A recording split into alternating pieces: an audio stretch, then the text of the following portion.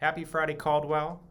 As we come to the end of another week, I wanted to do something a little bit different in my Friday update. And so I've enlisted the assistance of a school parent, Dr. Mark Cummings, who's a local pediatrician, to share with us some important information on what he's seeing in his practice and some things that he recommends that we as a community should be thinking about in the days to come. We have been so incredibly blessed to learn on campus since the start of the school year. And we know that a lot of others, students and schools, haven't had that same luxury.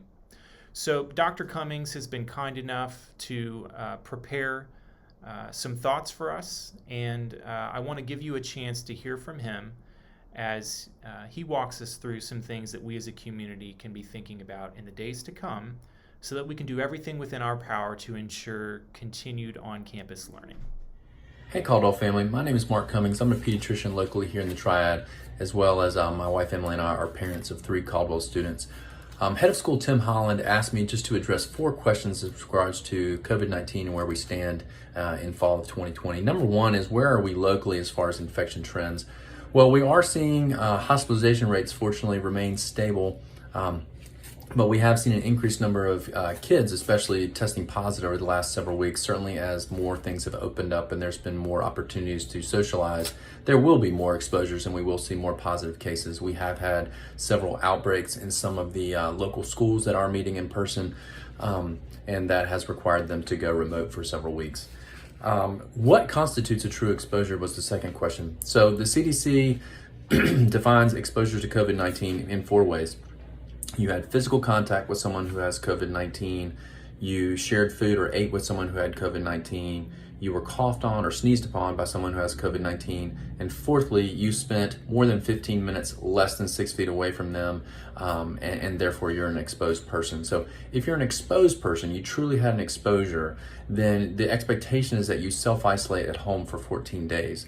The reason why you cannot just say, oh, I was around this person today, I'm gonna go tomorrow and get a test, I'm negative, I come back to school, is that if you truly were exposed, you may not necessarily have symptoms the next day or whatnot. COVID-19 is a very tricky disease in that we have seen folks develop symptoms as soon as 2 days after exposure and sometimes as many as 13 days after exposure. So a negative test, if you truly have had exposure, does not mean that you do not necessarily have COVID-19. So you should self-isolate at home, monitor for symptoms, and if you have any symptoms, please contact your healthcare provider. Tim's third question had to do with what should we be thinking about as far as a community? Well, we should think of Caldwell as a community, as a family, and certainly you could even use the analogy as like a large bubble, right? And so we're trying to keep this disease out of our bubble so that we don't have a huge outbreak within our bubble. But you have to remember that as we continue to have things open up and things that we're wanting to do, like church and activities and sporting events, as we continue to have our little family bubbles and community bubbles touch other bubbles, then certainly we could have more of an issue of bringing the virus into our community. So the fourth question is, as we approach fall, what advice do we have to be thinking about? So as we approach fall and we're thinking about our community and keeping our community safe, our advice is continue to do those things that are in the handbook.